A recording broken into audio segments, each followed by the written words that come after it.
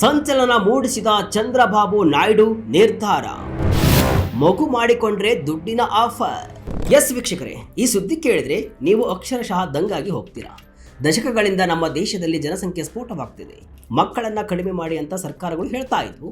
ಆದರೆ ಈಗ ಕಾಲ ಎಷ್ಟು ಬದಲಾಗಿದೆ ಅಂದರೆ ಈಗ ಹೆಚ್ಚು ಮಕ್ಕಳನ್ನ ಪಡೆಯಿರಿ, ನಿಮಗೆ ನಾವೇ ಹಣವನ್ನ ಕೊಡ್ತೀವಿ ಅಂತ ಒಂದು ರಾಜ್ಯದ ಮುಖ್ಯಮಂತ್ರಿ ಬಹಿರಂಗವಾಗಿ ಜನರಿಗೆ ಬಂಪರ್ ಆಫರ್ ಅನ್ನ ಕೊಡ್ತಿದ್ದಾರೆ.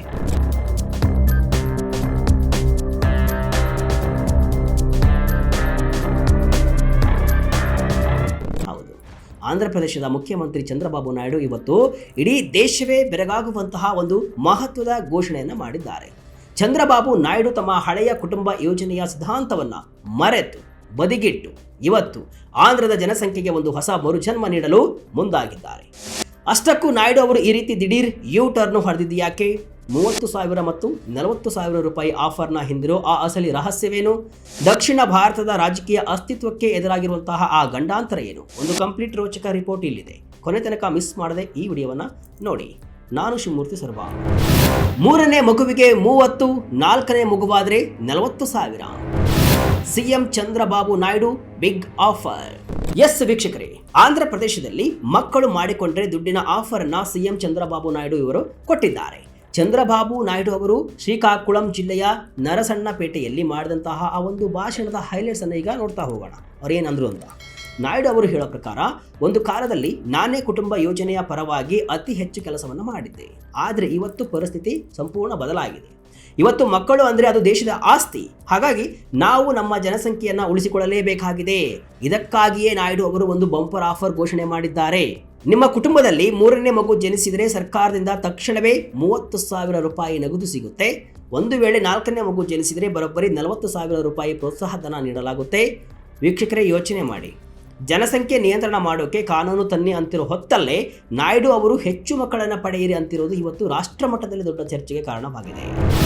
ಜಪಾನ್, ದಕ್ಷಿಣ ಕೊರಿಯಾ ಹಾದಿಯಲ್ಲಿ ಭಾರತ. TFR 2.1 ದಾಟದಿದ್ರೆ ಆಂಧ್ರಕ್ಕೆ ಮೃತ್ಯುಗಂಟೆ. ವೀಕ್ಷಕರೇ, ನಾಯ್ಡು ಅವರು ಯಾಕೆ ಇಷ್ಟೊಂದು ಭಯ ಬಿದ್ದಿದ್ದಾರೆ ಗೊತ್ತಾ? ಅದರ ಹಿಂದೆ ಒಂದು ಗಂಭೀರವಾದ ಜನಸಂಖ್ಯಾಶಾಸ್ತ್ರದ ಅಂಕಿ ಸಂಖ್ಯೆ ಇದೆ. ಜಪಾನ್ ಮತ್ತು ದಕ್ಷಿಣ ಕೊರಿಯಾದಂತಹ ದೇಶಗಳು ಇವತ್ತು ಭೀಕರ ಸಮಸ್ಯೆಯನ್ನು ಎದುರಿಸ್ತಾ ಇವೆ. ಅಲ್ಲಿ ಯುವಕರ ಸಂಖ್ಯೆ ಕಡಿಮೆಯಾಗಿ ವೃದ್ಧರ ಸಂಖ್ಯೆ ಜಾಸ್ತಿಯಾಗಿದೆ. ಕೆಲಸ ಮಾಡೋಕೆ ಜನರೇ ಇಲ್ಲದಂತಾಗಿದೆ.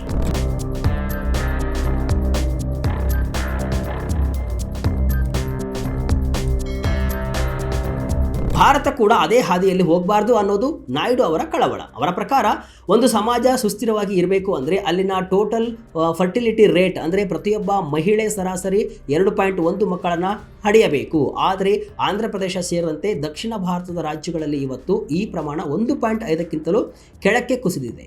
ಜನರು ಶ್ರೀಮಂತರಾದಂತೆ ಅಥವಾ ಕೆಲಸದ ಒತ್ತಡ ಹೆಚ್ಚಾದಂತೆ ಕೇವಲ ಒಂದು ಮಗುವಿಗೆ ಸೀಮಿತವಾಗ್ತಾ ಇದ್ದಾರೆ. ಇದರಿಂದಾಗಿ ಮುಂದಿನ 20-30 ವರ್ಷಗಳಲ್ಲಿ ದಕ್ಷಿಣ ಭಾರತವು ಅಂದರೆ ವೃದ್ಧರ ನಾಡು ಆಗಿ ಬದಲಾಗುವ ಭೀತಿದೆ ಅಂತ ನಾಯ್ಡು ಅವರು ಹೇಳಿದ್ದಾರೆ. ಲೋಕಸಭಾ ಸೀಟುಗಳ ಸಮರ.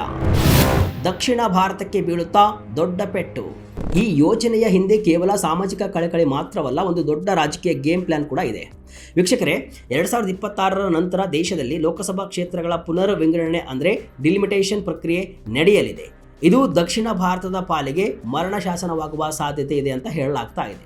ಯಾಕಂದರೆ ಉತ್ತರ ಭಾರತದ ರಾಜ್ಯಗಳು ಜನಸಂಖ್ಯೆಯನ್ನು ಜಾಸ್ತಿ ಮಾಡಿಕೊಂಡಿವೆ. ಹಾಗಾಗಿ ಅಲ್ಲಿನ MP ಸೀಟುಗಳ ಸಂಖ್ಯೆ ಜಾಸ್ತಿ ಆಗುತ್ತೆ. ಆದರೆ ದಕ್ಷಿಣ ಭಾರತದ ರಾಜ್ಯಗಳು ಕುಟುಂಬ ಯೋಜನೆಯನ್ನು ಶಿಸ್ತಿನಿಂದ ಪಾಲಿಸಿ ಜನಸಂಖ್ಯೆಯನ್ನು ಕಡಿಮೆ ಮಾಡಿಕೊಂಡಿವೆ. ಇದರ ಪ್ರತಿಫಲವಾಗಿ ನಮ್ಮ ಲೋಕಸಭಾ ಸೀಟುಗಳ ಸಂಖ್ಯೆ ಕಡಿಮೆಯಾಗುವ ಅಪಾಯವಿದೆ. ಅಂದರೆ ಜನಸಂಖ್ಯೆ ಕಡಿಮೆ ಆದಷ್ಟು ದಕ್ಷಿಣ ಭಾರತದ ರಾಜಕೀಯ ಶಕ್ತಿ ದೆಹಲಿಯಲ್ಲಿ ಕುಸಿದು ಹೋಗುತ್ತೆ. ಇದನ್ನೇ ಮೋದಿ ಸರ್ಕಾರದ ಮಿತ್ರ ಪಕ್ಷವಾಗಿರುವಂತಹ ಚಂದ್ರಬಾಬು ನಾಯ್ಡು ಈಗ ಪ್ರಶ್ನೆಯನ್ನು ಮಾಡ್ತಿದ್ದಾರೆ. ನಮ್ಮ ಜನಸಂಖ್ಯೆ ಕಡಿಮೆ ಆದರೆ ನಮ್ಮ ಸೀಟುಗಳು ಹೋಗುತ್ತವೆ. ಹಾಗಾಗಿ ನಾವು ಜನಸಂಖ್ಯೆ ಹೆಚ್ಚಿಸಿಕೊಳ್ಳಲೇಬೇಕು ಅನ್ನೋದು ನಾಯ್ಡು ಅವರ ಒಳಗಿನ ಅಸಲಿ ಮರ್ಮ. Congress YSRCP attack. ಸೀರಿಯಸ್ಲಿ ಅಂತ ಕೇಳಿದ ಕಾರ್ತಿ ಚಿದಂಬರಂ. ವೀಕ್ಷಕರೇ, ನಾಯ್ಡು ಅವರ ಈ ಘೋಷಣೆ ಹೊರಬೀಳ್ತಾ ಇದ್ದಂತೆ ವಿರೋಧ ಪಕ್ಷಗಳು ಅಕ್ಷರಶಃ ಕೆಂಡಾಮಂಡಲವಾಗಿವೆ. ಕಾಂಗ್ರೆಸ್ ನಾಯಕ ಮತ್ತು MP ಕಾರ್ತಿ ಚಿದಂಬರಂ ಅವರು ಈ ಸುದ್ದಿಯನ್ನ ನೋಡಿ ಕೇವಲ ಒಂದೇ ಒಂದು ಪದದಲ್ಲಿ ಪ್ರತಿಕ್ರಿಯೆಯನ್ನು ಕೊಟ್ಟಿದ್ದಾರೆ. ಅದುವೇ ಸೀರಿಯಸ್ಲಿ. ಅಂದ್ರೆ ನಿಜವಾಗ್ಲೂ ನೀವು ಇದನ್ನ ಮಾಡ್ತಿದ್ದೀರಾ ಅಂತ ವ್ಯಂಗ್ಯವನ್ನ ಮಾಡಿದ್ದಾರೆ. ಇನ್ನು ಕಾಂಗ್ರೆಸ್ ರಾಷ್ಟ್ರೀಯ ವಕ್ತಾರ ಅಲೋಕ್ ಶರ್ಮಾ ಅವರು ಕೂಡ ಕೇಂದ್ರ ಸರ್ಕಾರವನ್ನ ಪ್ರಶ್ನೆ ಮಾಡಿದ್ದಾರೆ. ಕಳೆದ 12 ವರ್ಷಗಳಿಂದ ದೇಶದಲ್ಲಿ ಕುಟುಂಬ ಯೋಜನೆ ಬಗ್ಗೆ ಯಾವುದೇ ಚರ್ಚೆ ನಡೆದಿಲ್ಲ. ದಕ್ಷಿಣ ಭಾರತದ ಜನರಿಗೆ ಇವತ್ತು ಒಂದು ತಪ್ಪು ಸಂದೇಶ ಹೋಗ್ತಾ ಇದೆ. ಜನಸಂಖ್ಯೆ ಕಡಿಮೆ ಆದರೆ ನಿಮ್ಮ ಪವರ್ ಕಟ್ ಆಗುತ್ತೆ ಅನ್ನೋ ಭಯ ಹುಟ್ಟಿಸಲಾಗಿದೆ. ಕೇಂದ್ರ ಸರ್ಕಾರ ಯಾಕೆ ಇಡೀ ದೇಶಕ್ಕೆ ಅನ್ವಯವಾಗುವಂತಹ ಒಂದು ನ್ಯಾಷನಲ್ ಪಾಲಿಸಿ ತರ್ತಿಲ್ಲ ಅಂತ ಗುಡುಗಿದ್ದಾರೆ. ವೈಫಲ್ಯಗಳನ್ನ ಮುಚ್ಚಿ ಹಾಕೋಕೆ ಈ ನಾಟಕ, ಉದ್ಯೋಗ ಕೊಡೋಕೆ ಆಗಲ್ಲ, ಮಕ್ಕಳ ಬಗ್ಗೆ ಮಾತು. ಇನ್ನು ಆಂಧ್ರ ಪ್ರದೇಶದ ಪ್ರಮುಖ ವಿರೋಧ ಪಕ್ಷವಾದ YSRCP ಈ ಯೋಜನೆಯನ್ನ ಅತಿ ದೊಡ್ಡ ಡಿಸ್ಟ್ರಾಕ್ಷನ್ ಅಂದ್ರೆ ಜನರ ಗಮನ ಬೇರೆಡೆ ಸೆಳೆಯುವಂತಹ ತಂತ್ರ ಅಂತ ಕರೆದಿದೆ. YSRCP ವಕ್ತಾರ ಕಾರ್ತಿಕ್ ಯಲ್ಲಾಪ್ರಗಡ ಅವರು ಹೇಳುವಂತಹ ಪ್ರಕಾರ ಚಂದ್ರಬಾಬು ನಾಯ್ಡು ಅವರು ತಾವು ನೀಡಿದ್ದ ಯಾವುದೇ ಭರವಸೆಯನ್ನ ಈಡೇರಿಸಿಲ್ಲ, ರಾಜ್ಯದಲ್ಲಿ ಉದ್ಯೋಗ ಸೃಷ್ಟಿ ಇಲ್ಲ, ಆರ್ಥಿಕ ಸ್ಥಿರತೆ ಇಲ್ಲ, ಕಲ್ಯಾಣ ಯೋಜನೆಗಳು ಸರಿಯಾಗಿ ನಡೀತಿಲ್ಲ. ಈ ಎಲ್ಲಾ ವೈಫಲ್ಯಗಳನ್ನ ಮುಚ್ಚಿ ಹಾಕೋಕೆ ನಾಯ್ಡು ಅವರು ಈಗ ಮಕ್ಕಳನ್ನ ಪಡೆಯಿರಿ ಅನ್ನುವಂತಹ ಹೊಸ ರಾಗ ಹಾಡ್ತಿದ್ದಾರೆ, ಹೊಸ ನಾಟಕವನ್ನ ಮಾಡ್ತಿದ್ದಾರೆ. ಅಸಲಿಗೆ ಈ ಹಣ ನೀಡೋಕೆ ಸರ್ಕಾರದ ಹತ್ತಿರ ಬಜೆಟ್ ಎಲ್ಲಿದೆ ಅಂತ ನೇರವಾಗಿ ಪ್ರಶ್ನೆಯನ್ನ ಮಾಡಿದ್ದಾರೆ. ರಾಜಕೀಯವಾಗಿ ಹಿನ್ನಡೆ ಅನುಭವಿಸಿದಾಗಲೆಲ್ಲ ನಾಯ್ಡು ಇಂತಹ ಭಾವನಾತ್ಮಕ ವಿಷಯಗಳನ್ನು ತರ್ತಾರೆ ಅನ್ನೋದು ವಿರೋಧಿಗಳ ಆರೋಪ. ಮಧ್ಯಮ ವರ್ಗದ ಜನರ ಕಥೆ ಏನು? ಬರೀ ಹಣ ಕೊಟ್ಟರೆ ಜನಸಂಖ್ಯೆ ಹೆಚ್ಚಾಗುತ್ತಾ? ವೀಕ್ಷಕರೇ, ಕೇವಲ 30 ಅಥವಾ 40 ಸಾವಿರ ರೂಪಾಯಿ ಕೊಟ್ಟರೆ ಜನ ಹೆಚ್ಚು ಮಕ್ಕಳನ್ನ ಪಡೆಯುತ್ತಾರಾ ಅನ್ನೋದು ಈಗಿರುವಂತಹ ದೊಡ್ಡ ಪ್ರಶ್ನೆ.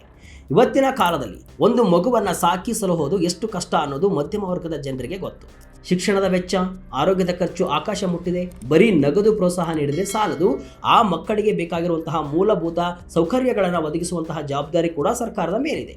ದಕ್ಷಿಣ ಕೊರಿಯಾ ಮತ್ತು ಸಿಂಗಾಪುರದಂತಹ ದೇಶಗಳು ಸಾವಿರಾರು ಡಾಲರ್ ಹಣವನ್ನು ನೀಡಿದರೂ ಕೂಡ ಅಲ್ಲಿನ ಜನಸಂಖ್ಯೆ ಹೆಚ್ಚಾಗಲಿಲ್ಲ. ಅಂದರೆ ಇದು ಕೇವಲ ಹಣದ ವಿಷಯವಲ್ಲ, ಇದು ಜೀವನ ಶೈಲಿಯ ವಿಷಯ. ಚಂದ್ರಬಾಬು ನಾಯ್ಡು ಅವರ ಈ ಪ್ಲಾನ್ ವರ್ಕೌಟ್ ಆಗುತ್ತಾ ಅಥವಾ ಇದೊಂದು ವಿಫಲ ಪ್ರಯತ್ನವಾಗುತ್ತಾ ಅನ್ನೋದನ್ನು ಕೂಡ ನಾವು ಕಾದು ನೋಡಬೇಕಾಗಿದೆ.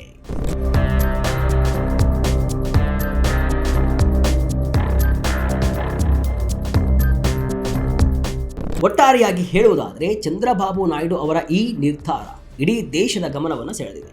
ದಶಕಗಳ ಕಾಲ ಕುಟುಂಬ ಯೋಜನೆಯನ್ನ ಕಟ್ಟುನಿಟ್ಟಾಗಿ ಪ್ರತಿಪಾದಿಸಿದ ನಾಯ್ಡು ಅವರೇ ಇಂದು ಹೆಚ್ಚು ಮಕ್ಕಳನ್ನ ಪಡೆಯಿರಿ ಅಂತ ಹಣದ ಆಫರ್ ನೀಡ್ತಾ ಇರುವುದು ಕಾಲದ ವ್ಯತಿರಿಕ್ತ ಬದಲಾವಣೆಗೆ ಸಾಕ್ಷಿಯಾಗಿದೆ. ಇದರ ಹಿಂದೆ ಕೇವಲ ಜನಸಂಖ್ಯಾ ಶಾಸ್ತ್ರದ ಆತಂಕವಲ್ಲದೆ ದಕ್ಷಿಣ ಭಾರತದ ರಾಜಕೀಯ ಅಸ್ತಿತ್ವವನ್ನು ಉಳಿಸಿಕೊಳ್ಳುವಂತಹ ಹಂಬಲವೂ ಅಡಗಿದೆ.